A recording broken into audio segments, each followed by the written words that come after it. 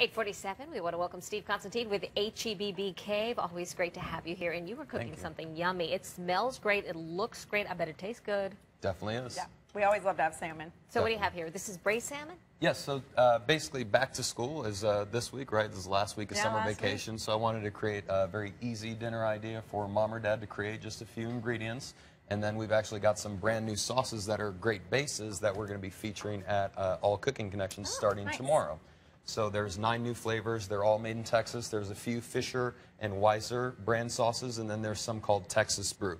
The one that I chose to use today is a garden tomato cinnamon citrus sauce. Wow. So it's a little Sounds sweet, fancy. a little savory. I love that, the sweet and the savory. And then basically I balanced it with the chipotle seasoned petite diced tomatoes. So that way you've got a good balance of a little sweet and savory and a little spicy. Something for everyone. So where do we start? So basically we're just going to get our pan very hot, which it already is, and then I'm going to use this Adams Reserve sear and crust seasoning. This one's called the peppercorn and garlic. I know I've used it often on here. It's one of my favorite seasonings for different types of meats. You can use it for basic seasoning that you could probably put on most meats, right? I call it kind of like American contemporary. Basically, it's light, it's very versatile, but it still adds a great flavor.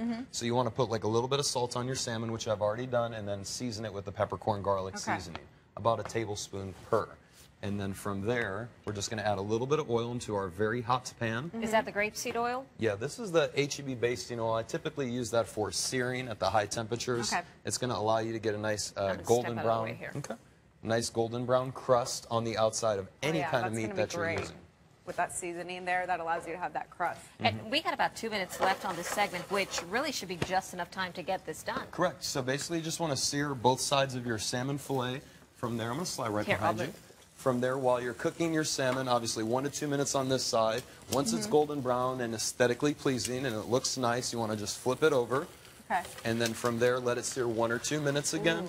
And then basically, you're just simmering, you're braising the salmon in. So in the pan then? In the pan with the sauce. So these are, again, the chipotle-infused tomatoes with a little bit of the new cinnamon citrus sauce. Oh, wow. And you can do this with any one of these, which is kind of the salmon, I should say, starts as your base, and then you add whatever flavor you want. Correct. You could do this with pork chops. There's a savory apple one. You could do that with pork chops. There's a berry serrano. So if you like a little bit spicier, but you like this concept, you can use the spicier sauce. To each his own, ultimately.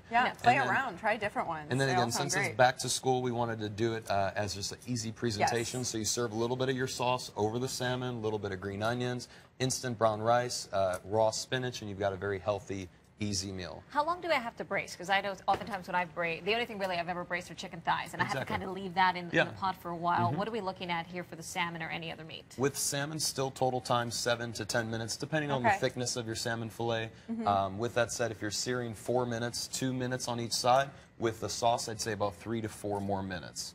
So still very easy, 10-minute dinner. I mean, 10 minutes, that's nothing. That is the key word here, easy. I know you as a parent and parents out there can appreciate this with kids going back to school, how you can make a pretty quick, healthy, easy meal with only a few ingredients. Definitely. We'll stop by the Cooking Connection starting tomorrow. We've got these 9 different products, mix and match, buy one, get one free. Great. Steve, thanks so much for coming in this morning. We appreciate it. Always appreciate you making our life easier. We'll be right back.